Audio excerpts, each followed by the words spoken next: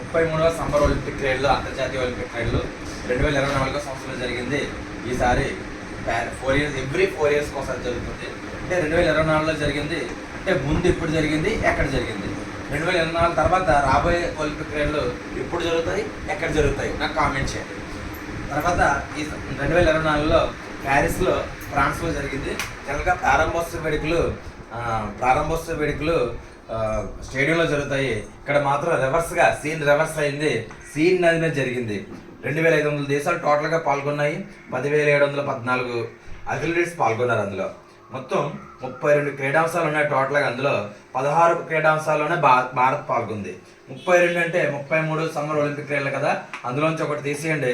32 క్రీడాంశాలు total, 32లోంచి of చేయండి. 16 క్రీడాంశాలలో Bharat పాల్గొంది.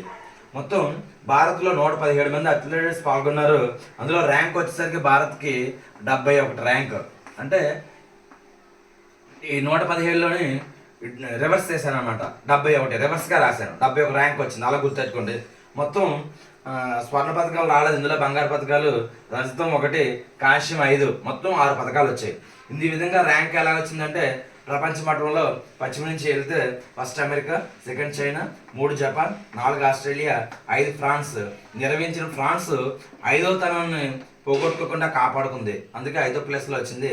Bharat 71 rank. అంటే 115 reverse చేస్తే 71 అని చెప్పాను కదా, అందులో నుంచి భారత్ ర్యాంక్ 71. 7లోంచి ఒకటి తీస్తే 6, మొత్తం టోటల్గా 6 పథకాలు ఇందులో భారత్ సాధించింది.